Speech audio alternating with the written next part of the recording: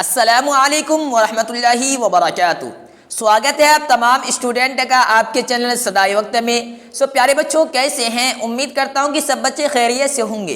तो चलिए प्यारे बच्चों, आज की इस क्लास को फटाफट शुरू करते हैं। प्यारे बच्चों, आज का जो क्लास होने के लिए जा रहा है ये वस्तानिया परीक्षा 2025 सब्जेक्ट हिंदी पार्ट 10 क्लास। अगर आप लोग पार्ट 1 से पार्ट 9 क्लास तक नहीं किए तो सिंपली उन क्लासेस का लिंक वीडियो के डिस्क्रिप्शन में दिया हुआ है, आप उस लिंक पे क्लिक करने के बाद उन क्लासेस को कर सकते हैं। ठीक प्यारे बच्चों, तो चलिए आज की इस क्लास को फटाफट शुरू करते हैं बिना देरी किए हुए। तो प्यारे बच्चों, आप यहाँ पे स्क्रीन पे देख सकते हैं क्वेश्चन नंबर 4 में आपसे पूछा जा रहा है।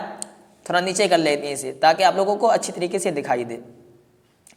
क्वेश्चन नंबर 4 में आपसे पूछा जा रहा है कि कवि ने नर की तुलना नल के जल से क्यों की है। क्या कह रहा है कि कवि ने नर की तुलना नल के जल से क्यों की है। ठीक प्यारे बच्चों, आपको इसका आंसर देना है। आंसर में यहाँ पे लिखा हुआ है कि नर का मन और नल का जल नीचे की ओर ज्यादा तीव्रता से बहते हैं, दोनों निम्न मार्ग में ज्यादा गतिशील होते हैं। ठीक प्यारे बच्चों, ये आपका आंसर हो गया, इसे आप लोग नोट कर लीजिए। चलिए आगे बढ़ते हैं। आगे यहाँ पे देखिए क्वेश्चन नंबर 5 में आपसे पूछा जा रहा है कि दुर्जन के साथ रहने से अच्छी बुद्धि नहीं मिल सकती है, इसकी उपमा में कवि ने क्या कहा है। क्या सवाल है कि दुर्जन के साथ रहने से अच्छी बुद्धि नहीं मिलती है, इसकी उपमा में कवि ने क्या कहा है। प्यारे बच्चों, ठीक प्यारे बच्चों, तो यहाँ पे देखिए क्या है आपका आंसर। आंसर यह है कि दुर्जन के साथ रहने से अच्छी बुद्धि नहीं मिलती है, कपूर में हींग मिलाने पर भी हींग में सुगंध नहीं आती है। क्या खूब आंसर दिया है। क्या है कि दुर्जन के साथ रहने से अच्छी बुद्धि नहीं मिलती है, इसकी उपमा में क्या कहा कवि ने कि कपूर में हींग मिलाने पर भी हींग में सुगंध नहीं आती है। ठीक, आगे बढ़ते हैं। क्वेश्चन नंबर 6 में आपसे पूछा जा रहा है कि केवल बड़ाई पाकर कोई आदमी बड़ा नहीं होता, इसके समर्थन में बिहारी ने क्या उदाहरण दिया है। क्या है?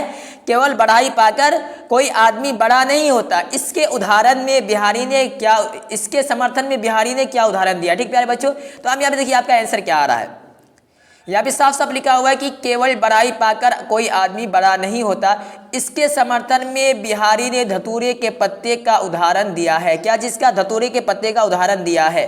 कवियों ने तो धतूरे की तुलना सोना से कर दी है। यहाँ पे देखिए कवियों किसको कहा जाता है? जो कविता कहते हैं। ठीक है प्यारे बच्चों, जो कविता कहते हैं उन्हें कवियों कहा जाता है। तो उन्होंने क्या कहा कि कवियों ने तो धतूरे की तुलना सोना से कर दिया है, परंतु धतूरे के पत्ते से गहने नहीं गढ़े जा सकते। ठीक प्यारे बच्चों, तो इसे भी आप लोग नोट कर लीजिएगा। चलिए आगे बढ़ते हैं। क्वेश्चन नंबर यहाँ पे 7 में आपसे ये पूछा जा रहा है कि सुख दुख को समान रूप से क्यों स्वीकारना चाहिए। इसका मतलब यह कि सुख और दुख को एक साथ क्यों देखना चाहिए, एक ही निगाह से क्यों देखना चाहिए। ठीक प्यारे बच्चों, तो आप यहाँ पे आपका उत्तर क्या आ रहा है उसे देख लीजिए। यहाँ पे देखिए कि आपका आंसर यहाँ पे आ रहा है कवि बिहारी लोगों को सुख दुख दोनों स्थिति में एक रहने की सलाह दी है। क्या है? कवि बिहारी ने लोगों को सुख में भी दुख में भी एक रहने की सलाह दी है। कवि का कहना है कि विपत्ति या दुख की घड़ी में व्यक्ति को हताश या निराश नहीं होना चाहिए, ना ही सुख में ईश्वर पैगंबर अल्लाह को भूलना चाहिए। ये बहुत बड़ी बात है। हम लोगों के साथ होता है क्या, जिस तरीके से कोई परेशानी आए तो सिंपली अल्लाह याद आ जाता है, पैगंबर याद आ जाता है, फौरी अल्लाह को पुकारने लग जाते हैं।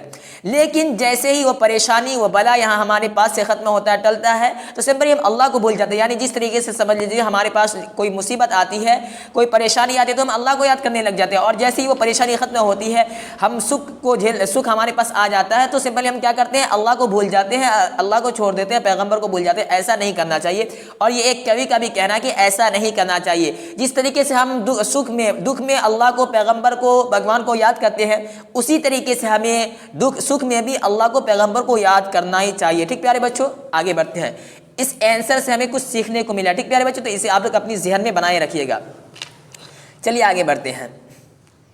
आगे क्या है कि मनुष्य को सुख दुख को समान रूप से स्वीकारना चाहिए। क्या कह रहा है कि मनुष्य को सुख और दुख को समान रूप से यानी एक ही तरीके से देखना चाहिए। जिस तरीके से हम लोग क्या करते हैं कि कोई परेशानी आती है तो फौरन हम लोग खिलाफ करने लग जाते हैं, क्या हो गया, और जिस तरीके से सुख आता तो बल उसका, लेकिन ऐसा नहीं करना चाहिए। हम लोगों को सुख और दुख को दोनों को एक ही तरीके से देखना चाहिए, दोनों को एक ही नज़र से देखना चाहिए, क्योंकि सुख जो आता है वो भी अल्लाह की तरफ से आता है, और दुख जो भी आता है वो भी अल्लाह ही की तरफ से आता है। ठीक है, कोई दूसरा भेजता नहीं है। ठीक प्यारे बच्चों, तो दोनों चीज़ों को एक ही निगाह से देखना चाहिए। ठीक है, किसी चीज से परेशान नहीं होना चाहिए। ठीक प्यारे बच्चों, आगे बढ़ते हैं। आगे आपका सवाल क्या है,